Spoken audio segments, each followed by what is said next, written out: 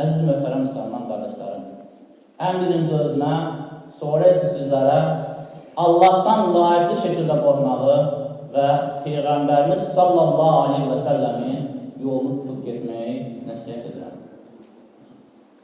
Dəyərli qardaşlar,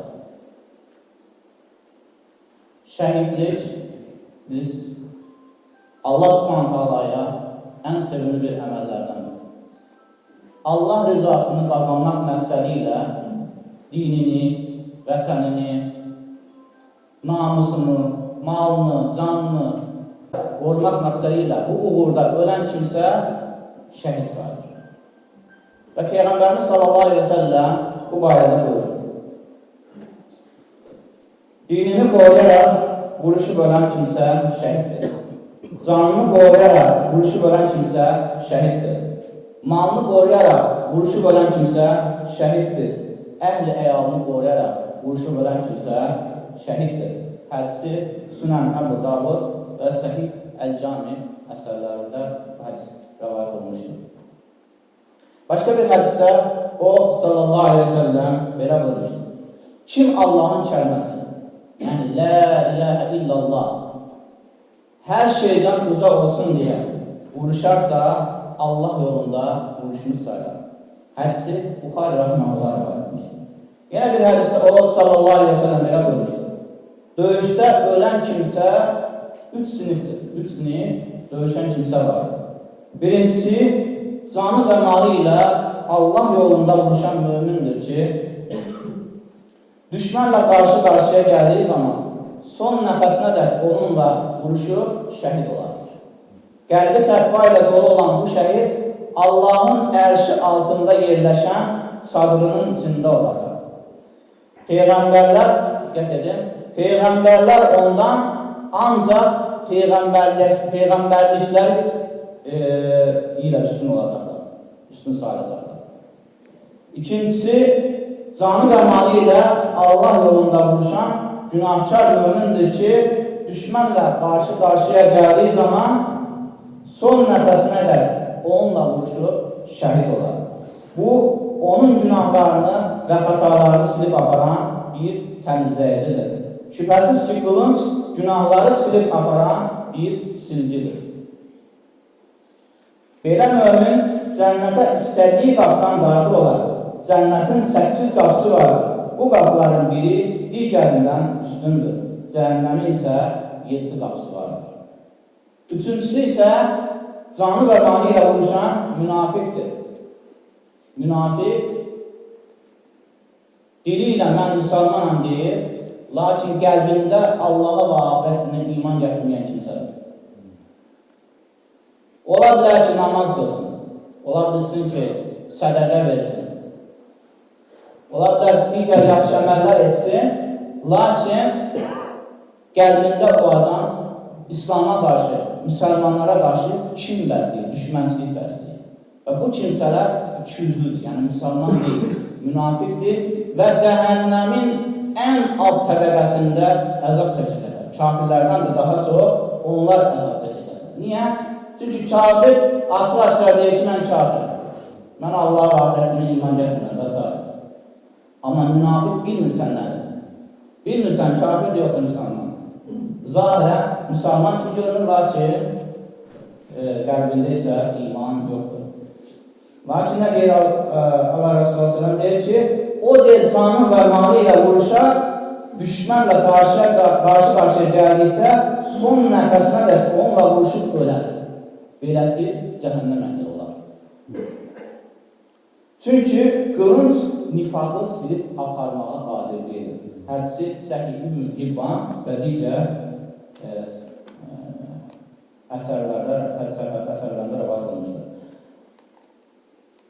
Və Allah Resulü sallallahu aleyhi ve sellemin bir hədisi vardır ki, deyir ki, kim şəhid olmağı Allahdan səmimi qəlbdən istəyərsə, yatağında ölsə belə, Allah qaliniyə onu şəhidlərin mənzillərinə çatdırar.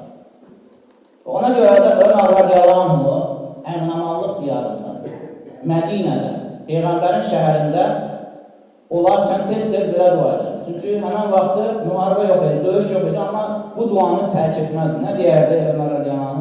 Deyərdi ki, Allah'ın öz yolunda şəhidlik bəxş etməni, Rəsulun şəhərində ölmək nəsib etməni. Nəhayət Allah subhanahu taala bu şəhidliyi ona nəsib edir. Və bu necə olur? Sübh namazını qıldırarkən Əbu Əl-Fihruz adında məcusi biri onu gəlib xəncərlə şəhid edir. Və o Ömər radiyallahu anh deyir ki, soruşur ki, məni kim vurdu belə? Deyirlər ki, yəni onu səni məcusi vurur. Yəni müsəlman deyil. Və deyir ki, ya Rəbbim, sənə həmd olsun ki, mənim canımı bir müsəlmanın əlindən almadı. Həmçinin rəvayət edilir ki, Ənəs bin Malik demişdir. Bədr döyüşündə Peyğəmbər sallallahu aleyhi və səlləm deyir ki, genişliyi göylər və yerlər qədər böyük olan cənnətə tələsin. Və bu anda Umeyr ibn Humam adında Əl-Ənsari radiyallahu anh deyir ki, bunu danışanda deyir ki, bəh-bəh. Rasulullah s.ə.v deyir ki, nə üçün bəh-bəh dedin? Deyir ki, ya Rasulullah, mən deyir, arzumdur cənnətə girmək. Cənnəti istədiyim üçün, cənnətə girmək istədiyim üçün bunu dedim, deyir.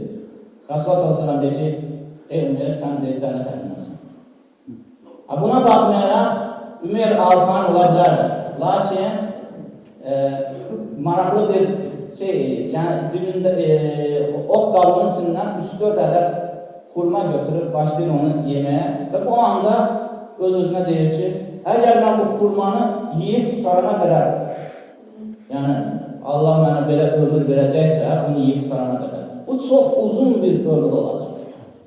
Deyir və əlindəki xurmaları atır və qaçır bu işə və şəhid olur.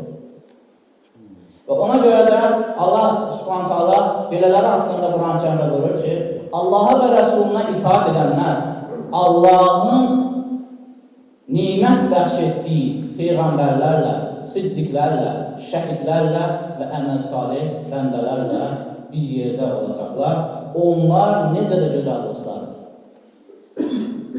Və həmçinin Ənəs bin Malik radiyallahu anh rəvayət edir ki, əmim Ənəs bin Nadir Bədr döyüşündə də iştirak edə bilməmişdir. Lakin Peyğəmbər sallallahu aleyhi və səlləmə belə bir söz verdi. Dedi ki, ya Rasulullah, əgər mənə nəsib olarsa növbəti döyüşdə iştirak etmək, o zaman deyir, Rəbbim deyir, şahid olacaq, necə döyüşəcəyim. Və Uhud döyüşündə Allah subhanahu ta'ala döyüşməyə nəsib edir. Hər kəs çəkilir, geri çəkilir, çünki müsəlmanlar artıq məğlub olmaq üzərədirlər və hər kəs geri çəkilir, lakin bu nə deyir? Deyir ki, ya Rəbbim, sahabələrin etdiyi xətalara görə səndən üzr istəyir, müşriklərin etdikləri günahlardan isə sənə sığınıram. Atılır önə və bu anda Səd bin Muazla rastlaşır və Səd deyir ki, sən hara gedirsən belə? Yəni, görmürsən, hər kəs qaçır. Onda nə deyir? Deyir ki, Ənəs bin Nadir radiyallahu anh. Deyir ki, mən deyir, cənnətə deyir, təsirəm. Vallahi, Nədirin Rəbbinə and olsun ki, Uhud tərəfindən gələn cənnətin iyini buyuram. Və gedir elə bir şəkildə döyüşür ki, Səd ibn Muaz radiyallahu anh gəlir, Peyğəmbər sallallahu aleyhi ve sellemə deyir ki, ya Rasulullah, vallahi mən onun elədiyini eləyə bilmədim. Elə bir şəkildə döyüşər. Və Ənəs ibn Malik nə deyir? Deyir ki, döyüşdən sonra deyir, şəhidlərin arasında əmmimi tapdım deyir. Əmmimi tapdıq və o elə bir şəkildə deyir ki, tanınmaz hara gəlmişlər ona. 80-dən artıq qılınc, nizə, ox yarası var idi. Ancaq onu bacısı barmaqlarının üzərindən tanıyırdı. Və ona görə də biz deyir, yəqin olaraq, əmin olaraq bilirdik ki, Əhzab surəsi 23-cü ayə onun və onun kimlər üçün nazil olmuşdur. Həmən ayədə deyir ki, Allah, möminlər içərisində Allah'a verdikləri əhdə sadiq olan kişilər vardır. Onlardan kimisi əhdini yerinə yetirib şəhid olmuş, kimisi də şəhid olmasını gözləyir. Onlar əhdlərini əsla dəyişdirməyirlər. Və sonda Allah subhanahu ta'aladan deyirəm ki, Allah Subhanahu taala şəhidlərimizə rəhmət etsin. Qazilərimizə şafi ismi ilə kamil şəfalar versin. Və həmçinin Allah Subhanahu taala istəyimiz budur ki, yer üzündə sülhün bərqərar olmasını istəyən sülhsevər insanlara yardım etsin. Onlara əmin-amanlıq bəxş etsin. Ha belə cahilləri hidayətə qovuştursun, zalimlərin isə layiqli cəzasını versin. Ey aləmlər Rəbbi olan Allah, məmləkətimizə və digər müsəlman ölkələrdə əmin-amanlıq və arxancılıq bəxş et. Allah, məmləkətimizdə bizə arxancılıq bəxş et. Allah bizi haqqı haqq olaraq görüb, haqqa tabi olmamızı və eləcə də batılı batıl olaraq görüb, ondan uzaq olmamızı bizə məvfəq elə, hələ inə sənətələ və əbləğin nizam, kələmullahın etiraz edirəm. Kəmə qaləllâh təbərək və qalifin kələm və izə quriyyə qur'anı fıstəmiyyə və ənsiqullah ləkum tərhamun, innə dinə əmdəllah.